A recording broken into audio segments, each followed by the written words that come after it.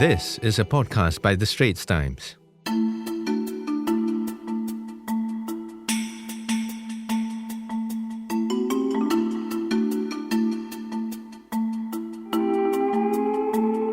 Hello, I'm Lynda Hong, Assistant Podcast Editor for The Straits Times. You're listening to In Your Opinion, a podcast series by The Straits Times that takes a hard look at social and political issues of the day.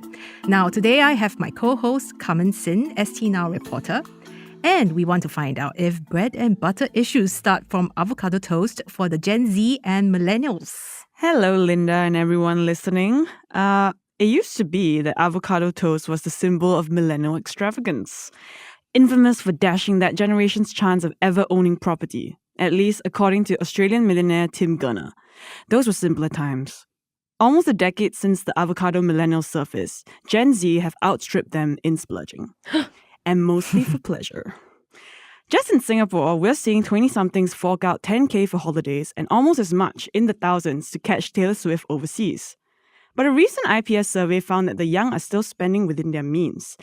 Here to talk about Gen Z spending, we have a financially independent Gen Z performer and influencer, We're Daisy. so rare. Oh my goodness. I'm joking, we're not. Daisy and Mitchell. Hi, thanks for having me. Welcome to the show. The next guest has been dishing sound financial advice since he started blogging in 2019.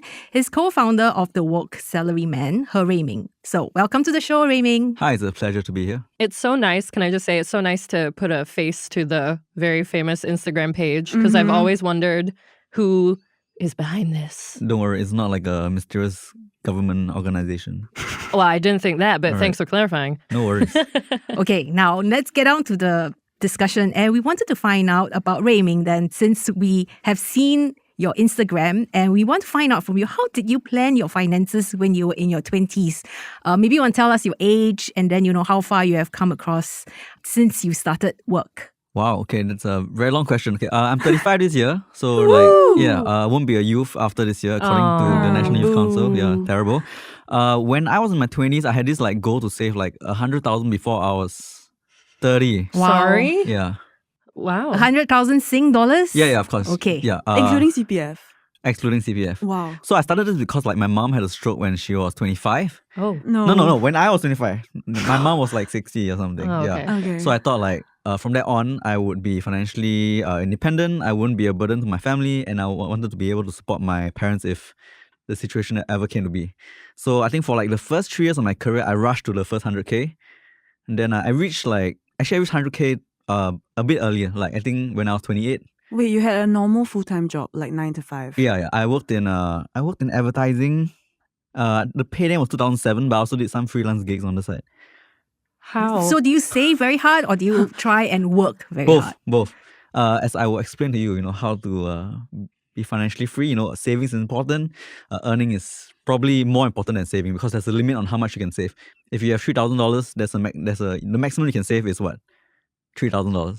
But if let's say you're earning more than that, 10K, 20K even, then you can save a lot more than $3,000. Makes sense? Simple math. Yeah. Mm. But at that point in time, you were just earning 2007 and your freelance, how much did that total in on a monthly average? Well, I can't really remember, but I remember there was a gig where I actually earned more than my full-time job, that month. So I think I was earning maybe 3,000, and maybe that particular copywriting gig gave me $5,000. So it was then I realized, actually being a freelancer, it's viable. You Yes. can actually make more money being a freelancer. But of course, Why was 100,000 the number? I mean, it's just an arbitrary number. I read this article back in 2013 on the Straits Times. Yeah. This Wow, from fancy that. from this organization. Wow. Yeah, so some people did it before they were 30, and I thought, hey, maybe I could do that. Maybe that would be a decent goal. But there's no special rule you must save 100K before you're 30. This is Wow. why I have financial anxiety. So I Yeah, hear stories like my- this and I'm like, oh, but uh-oh. but I guess in my case, I was there's fire under my butt because of my mom, right? Yeah. So I Yeah. think the motivation is different, and everyone's motivation is different. So That's But true. did you stick out among your friends? Did they also have this goal? no. For the time, I probably stuck out. Right. Yeah. So was there any time you didn't make any freelance money from that month and you decided that you still wanted to save, did you have to give up possibly some necessities you thought were necessities then? I think not really. I think back then I was spending like 500 to 1,000 a month, at least for the first 3 years. That was 10 years ago, right? Yeah. I would take like the super early morning train to Tanjong Pagar where I work. And I think before 7:30 you get to save like 50 cents or something. Yes. Yeah, something like that, right? Yes. Yeah. Then I would boil broccoli and chicken breast to eat. Oh my God. Yeah, I think this went on for like a good 2 years. But after that, as I began to save more and more, I started to, improve my lifestyle a bit because I didn't need to save so much anymore. I was earning more money. So the kiam siap phase only lasted, I think, 3 years max. That's a long time. It's good discipline. I mean, now I'm 35, it doesn't seem that long, and I think like, people always ask me whether I regret it, but I think in my case, no, because it set me up for, it gave me like a strong financial foundation. You didn't eat out? You bought broccoli and... So on days where I had to eat out, I'll dig it from my freelance money power. Right. Yeah. What was like the go-to kind of price range like for restaurants? Wow. I think if I spend above like $25, I'll be like, it's a bit much. But this was like back in 2014, 2015. The cost of living wasn't that high yet in Singapore. Yeah. So you must, adjust we need your to perceptions a little bit. Yeah.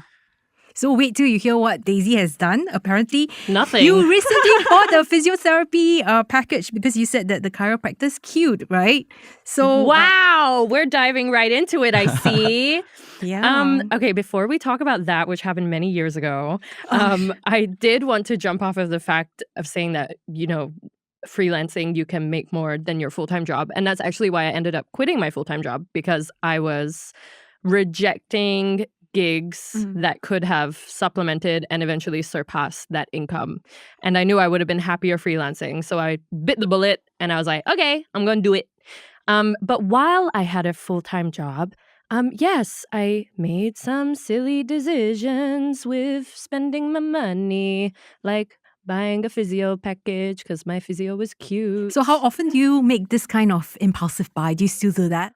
I mean, not about men anymore, but impulse, yes. And I think that is a common theme I see amongst my friends and people of my age, like trends and staying on, like, just wanting to have like the cool things, or I must have the new iPhone. I'm not a tech person. All my tech is secondhand, so I don't spend money there. But where I spend money is like traveling. I want to travel, I want to see the world, and that's where I would rather put my money than, saving up for my house or whatever. What's your biggest, how much do you spend the most on your travel? Less than 3K? Yeah. But you're doing freelance now. So does that mean that, you don't really save a lot, or is that a huge, like 1 month of your pay and you just, fine, I'll just pay for it? Every paycheck I get, I try to save at least 60%. So I Oh put my God. 60% in my savings, Oh my and then that builds up, and that's what I'm going to spend on my travels. Yeah. Right. So you eventually she's just going to spend it anyway, Carmen. Yes. So Okay, I okay, save okay. it to spend it. okay. It's not, but I do also have like I think you can help educate because you're a woke salaryman. But I downloaded an app where I can put money in and it like goes to a bunch of stocks, and I don't know anything about it. I just put the money there Oh and my they do it God. for me. So I have like, I have some stocks. Like I own a little bit of Tesla. What I'm learning right now is that I'm actually the most financially illiterate person in this room because, I'm only 1 year older than Daisy. Daisy is 26 and I'm 27. I don't save at all.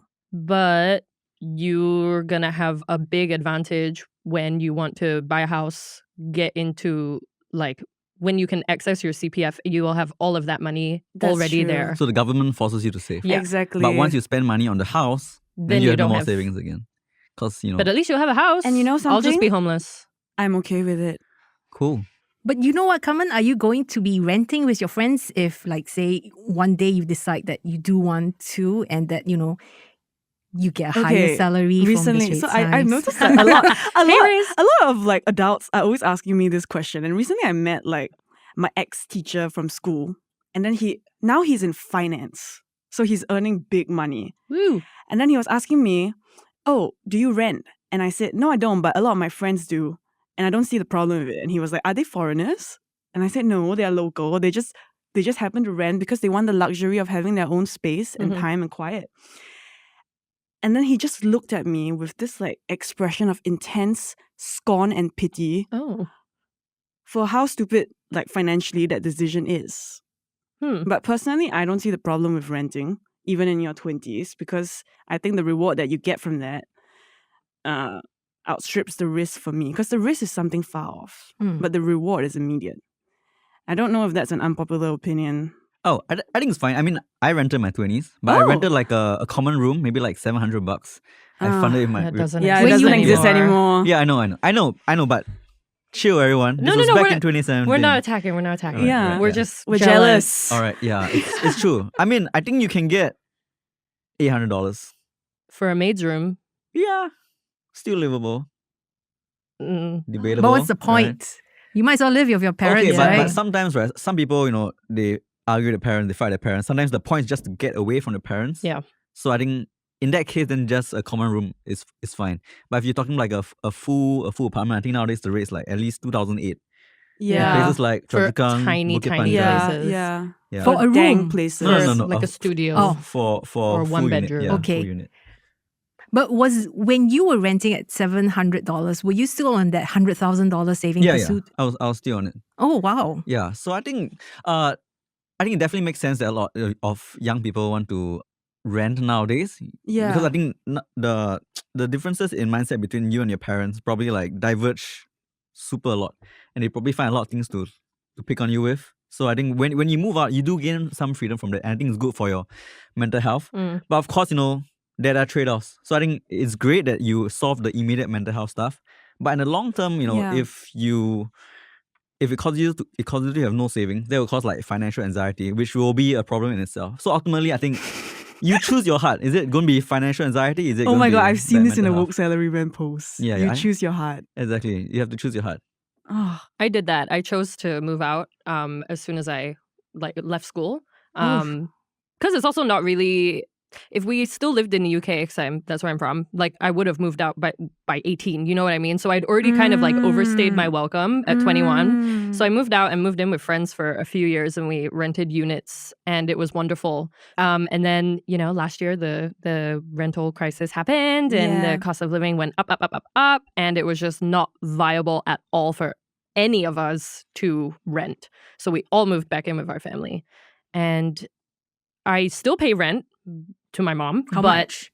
Hmm? How much do you pay your mom? I don't think she'll want me to share. Oh, But okay. it's like a very good discount. Right. And, still less than what he was paying 10 years ago, which is great. Wow. Nice. But yeah, those 2 years, I'm glad I did it. But I also, now that I'm a bit older, I was like, oh, could I have Yeah. just stayed and saved? Yeah. But I'm glad I did it. But also I'm like, I think in Singapore, some millennials rent also because you have to wait until 35 to buy HDB as a Yeah. single person. And then maybe sometimes you are not sure about your partner, and you don't want to like rush into it just to get a house with your partner.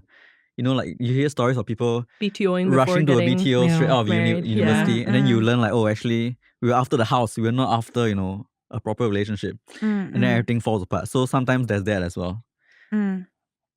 So what's your view on, do you think young people are like a little bit more spendthrift these days? What's your view, Ruiming? I think spendthriftness has always been there, like every single generation. I think nowadays with social media, probably those extreme cases get seen a lot more. I mean, I'm sure there are like baby boomers or like Gen X with like ridiculously spending habits as well. Honestly, right, spending money feels great. I'm not gonna lie. Like, I get a dopamine rush when I buy something. Like, sometimes I'm having a bad day, right? I'm like, why don't I buy something? And then I instantly feel better. It could be like a $50 cafe meal.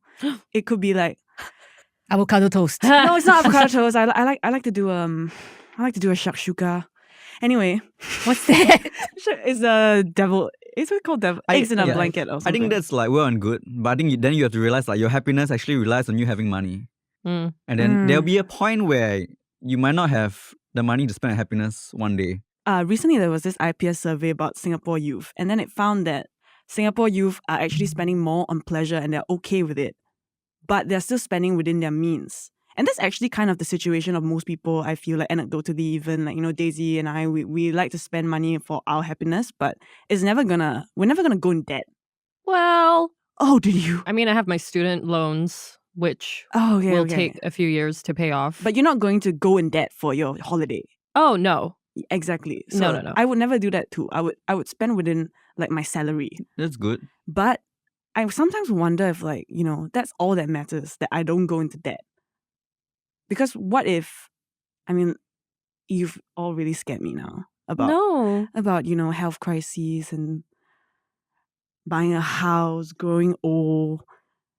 Is that wise? Is that all that matters? Wow, wait. What's all that matters? Just spending within your means, because that's a very easy. That's kind of a low bar, I feel like unless you have a shopping addiction, right? You're never going to actually, like, it's a very extreme case that you spend more than you earn. So when spending within your means, does that mean you put aside money to invest for the future, for your retirement? No, I just mean that I don't spend my whole salary. But so you save some money lah. It's not like conscious. I don't have like a savings plan. So whatever I have left over, I have left over. I don't look at it. I try not to look at my bank account, So, if you know what I mean. It's like avoidance kind of. Is it avoidance or is it just staying on the sunny side of life? I see. I think it's avoidance. But sometimes you find that you might inculcate a kind of habit, whatever that you like to be doing now, as in don't save, just spend. Do you think that, are you afraid that, you might drop into this rabbit hole that you can never get yourself out of, Carmen? As in, I've recently started wondering if I'm addicted to instant gratification. Mm-hmm. Just today, right? It was very hot in the afternoon, and I was going to take the train here. But I'm like, I'm wearing pumps. It's 1 hour. There's a lot of walking, and I was sweating buckets. So I just took a Grab for like $20. Mm-hmm. And it's fine once off, but I've realized, like, ever since I started working at SPH, I've been doing that every day, and it's starting to add up. And although it's still spending within my means, I'm not at risk of bankruptcy or anything. Yeah, but you might get, I'm used to it, and might this be a problem? And if it rains, you would also need to take a Grab. No, or one of the cab or private transport, right? Exactly. So in every weather situation, I'm going to be spending $20 just to get to work, where they should be paying me to come instead of me paying to come. Wow. Well, That's debatable. Yeah. No, I hate spending money at work. I don't know if you guys feel that way. But you spend money to come to work. So Yeah. like, Exactly. Okay, I hate wait. it. And but work I is also do paying it. you. okay, wait. But why didn't you just leave your house earlier? What are you doing? No, She's finding it very hot. yeah, and she doesn't walk I to was work on time, so I reached the heels, in office really heels. early. But every day there's a new excuse. Yeah, but then if you plan your trip a bit more, you could spend like 1/10 of the price coming Correct. to the office. So like back in the day, right? No one took like taxis or Grab to work, right? It was like a last minute thing. You need to chunk to the airport. Your whoever is giving birth, then you need to go hospital. You take a taxi, you take a Grab. At some point, after 2008, there were very low interest rates. Very low interest rates in the US enabled companies to fund companies like Grab, other ride-hailing apps. Startups. Yeah, startups. And then they had this like promo wars. Remember? Do you remember yes, the promo I wars? remember that, the good old days. It was Yeah. $1.50 to get Exactly. to office last time. And why these Grab prices were very, very affordable is because they were funded using very cheap investor money. All that came to an end in 2022, right? Where interest rates increased in the USA, and then after that, the free money for investors or to invest in companies like Grab stopped coming, and that's why Grab became more and more expensive, and that's why you find Grab unaffordable. But the point is, Grab has always been unaffordable. It has never meant to be a thing like you take daily, back and forth. And that is just how consumer behaviors has changed in the last 10 years because of the macro situation. But So you think it's very unwise to take Grab I mean, every I'm not day? saying it's unwise. I'm describing the historical context on I why find that fascinating. Grab Yeah. is so expensive nowadays. Yeah. Yeah, so you should understand the history because this thing called like recency bias. Mm. We peg ourselves to like the most recent events. So for example, for a lot of Gen Z, they can't imagine a world before social media. Yeah. So and I'm pretty sure it's the same way about apps. You cannot imagine a world where Grabs, were actually affordable to take to work every day. But actually now reality has hit. It has went back to the price it's supposed to be, and yes, it's unaffordable. So yeah. I think we also pay for convenience. Yeah. And that's a trap we fall into as well. Because I catch Yeah. myself, I'll get a delivery instead of walking Yeah. 10 minutes to get the food. Yeah. Or, the Grab price is lower than it was an hour And ago. it's like Girl math, $2. I'm saving. But I'm not saving. I'm still spending $20 to barely move. I mean, I think right now, like, behavior has been so normalized among the entire generation, and then social media further enforces it. Yes. So it's really, really entrenched. So I think for you to not take Grab, right, it'll be like a huge step. Or if you don't take Grab, maybe your friends say, like, hey, why are you so stingy, right? It's just Grab. Because we've been taking Grab all our lives. But actually, like, that isn't the norm per se. Yeah. So I think you should, you don't need to. It's important for us to acknowledge that, and then we can But you know, decide right, what to do based on There's that later. this compelling counter argument to that.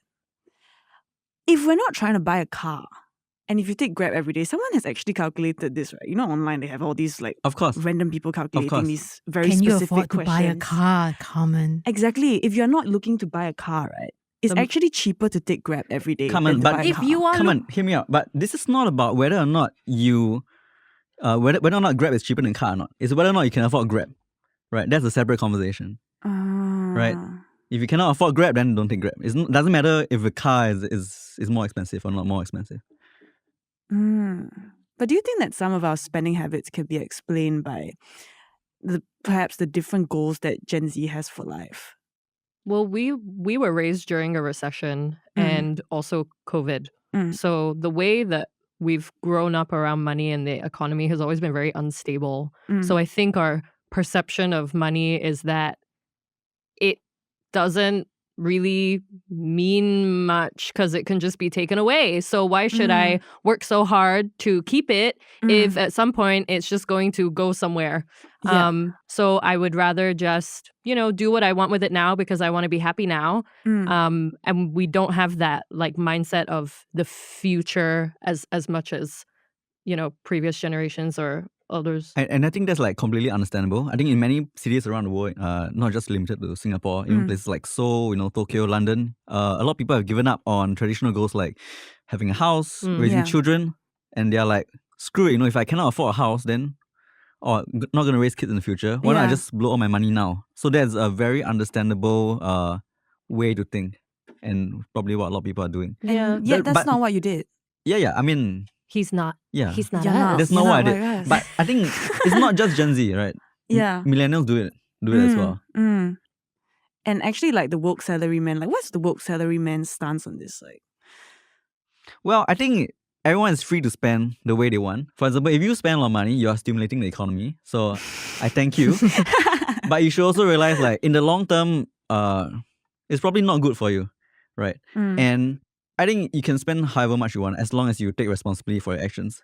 So I think in the future, maybe like 30 years from now, you cannot retire. I don't think it's fair to say something like, I didn't have this option to not retire because actually you were spending. I'm not saying you in particular. no offense taken. No, it's not very mean. No not at all. offense taken. I want to hear this. All right, so you can't be spending like all your money now and then in the future say like, oh my God, the world didn't prepare for this, or I didn't have a chance to save for retirement because there was. You just didn't do it. So I think like personal responsibility is really, really important, right? And I feel like if the situation was slightly different, for example, if you were in bottom 20% of households in income in Singapore, That's true. you couldn't retire. I think that's reasonable. The state should find resources to help you. But if you were earning like median income or even above, if you're a high income earner and you can't retire in 30 years, whose fault is that? I think at some point, like the buck has to stop at you and not society. Because sometimes, people always say like society failed me, but sometimes people fail society. How do you recommend people get educated about financial literacy? I mean, other than Other reading, than following. other than following Woke Salaryman. Subscribe. I think like a large aspect would be to be conscious what kind of social media you consume, because I think social media feeds consumerism, encourages you to spend more and more and more. It really does. Yeah, I think every time like a new influencer, they show like a new bag or a new watch or a new product, it kind of seeds into this idea like, oh, I should have new things every month or new things every quarter, and that makes you spend more and more money. I mean, I used to be young once. I mean, I'm 35. You're right? still young. You're still the Not youth. yet. Thank you. Just All a right. couple more months. Oh, thank you. That's very generous. This is the best day of my life. Okay, but I think in the long term, people always think like more money or like spending more brings you happiness. But I think now that I'm 35 years old, I think like the real luxuries of life will be stuff like, being able to work in a job I like, sleep 7 hours, be able to quit when I want, be able to turn down clients whenever, being able to take holiday whenever I want. It's not like buying the newest, shiniest thing, which a lot of young people have gotten themselves into. Maybe not even young people, just people in general. Because in general, we live in a society where they keep encourage people to buy more stuff, and that is good for the economy, but it makes people broke. I find it interesting that those things you listed are luxuries. The, working normal hours and sleeping well. For me, that has to be a necessity, no matter where I am, at what age. I'm not gonna hustle till I'm sick for money from one person or one job. So I hear you, but I think in reality, sometimes people might be forced to work long hours, especially if they are in a job that doesn't have a lot of leverage. Is that okay though? Because I don't think that's okay on like a wide scale, like company policy type thing. Like you shouldn't be overworking people. Just for longevity, it's not sustainable. Of course, but I think the number of hours you work really depends on the productivity that you actually have. If you have low productivity and you still want to earn like your current salary or even higher salary, then it's going to be difficult. Otherwise, you're going to have to increase your hours to increase productivity per hour. Am I making sense? You are. Yeah. I have a question actually. So, I totally agree with you on like everything Ruiming listed as luxuries being necessities for me. And actually, to be very frank, I would walk away from a job that paid me well if it compromised the quality of my life, like any of those things that you said. Yeah. Is that the same for you, Daisy? Yes, that's why I left my full-time job. I worked 2 full-time jobs as soon as I graduated. Because in 2 concurrently or? No. Okay. One, then quit, then moved to another. And in my first job, I every 6 months got a pay raise, and it was a very significant increase, and I was earning a fair amount for what I was doing. I was teaching. Oh, wow. And I quit like a year and a half in because the quality of life was awful. You were working overtime. I was working overtime. I was expected to be on call 24/7, 7 days a week. I had no medical coverage. I had to work when I was sick because we didn't have coverage within the staff.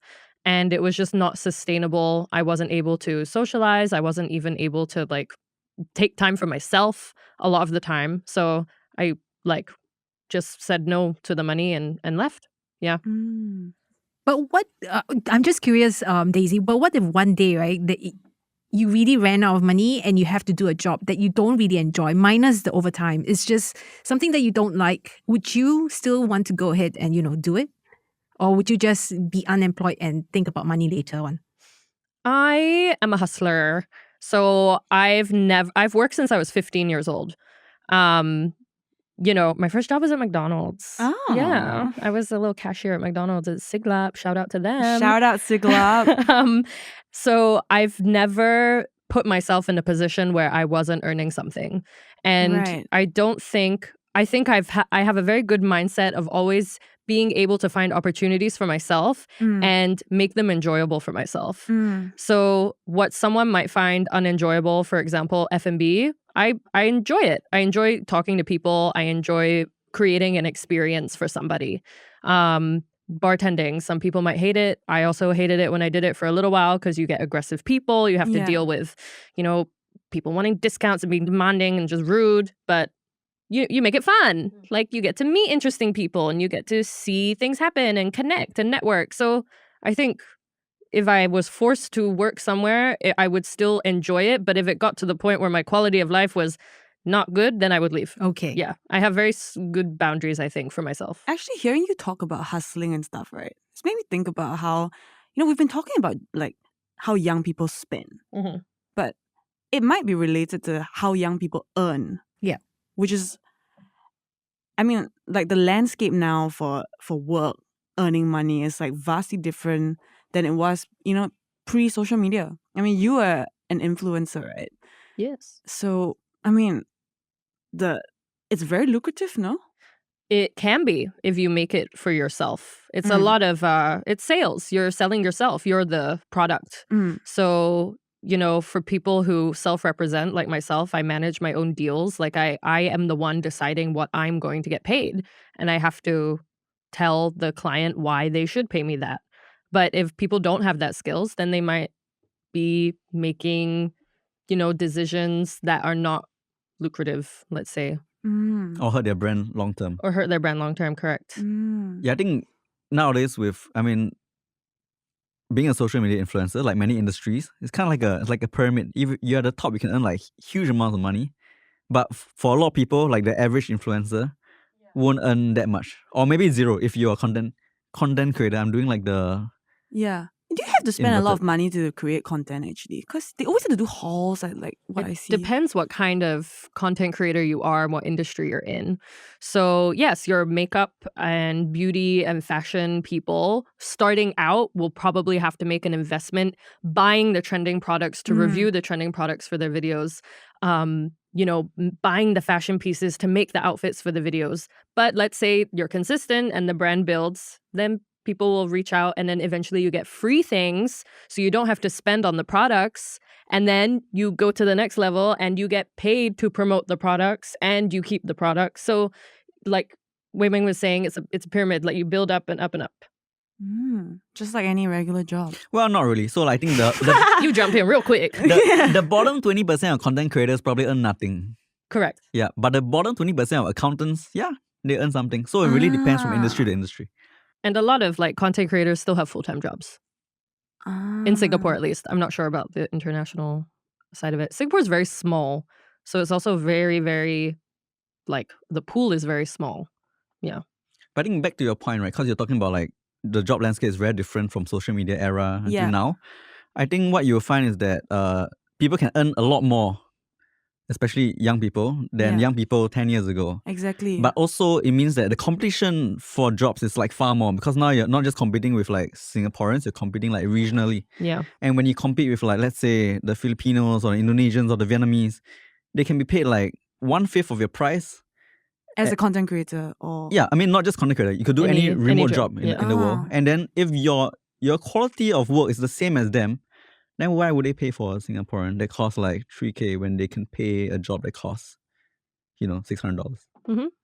Is it worth us saving so much money after all that we have been putting through? Or should we just be like, come and live for the moment? I think there are two I think there are two choices in life. You can not really, there are three choices in life. Whoa, you only can three? like suffer first, enjoy later. Okay. Right? Or you can enjoy now, possibly suffer later. Or you can like moderate your suffering and go like, just have, like half suffering, then you go out the rest of life. I think that they're all... Why must all suffer? Choice. Why cannot enjoy? Have your cake and eat it too. Buddha said life is suffering, so he's a lot wiser than I am, so I'm just gonna... But can you imagine and how much does he have in savings? You ask him. If you suffer and then after that you realize that, actually your savings is actually less than what you should be getting, then actually you'll be suffering more after that. But why is it less than you should be getting? So basically, am I the wisest person here is what Lynda is asking. Because sometimes, when you put in, say for instance, fixed deposit last time was so high because of high interest rates. It could have actually been like 10% in the years before we were born or during my parents' time. Sure. And fixed deposit is the safest way to do it. Of course. But now sometimes when you save in unit trust, you have to pay the cost of it, and then you have to management fees, something take a loss, correct, something down, right? And then sometimes the market up and down. Sure. Then when you withdraw your money, you're like, it doesn't make sense for me to put my money inside. Well, if you invest like in the S&P 500, which is like the world's largest stock market, you invest in index fund over like a 10-year period, the results have never been negative. And the long-term return over 100 years is 7% per year. So if you take the risk and ride ups and downs, there's a chance, you grow your savings at 7% a year, which is more than enough for inflation.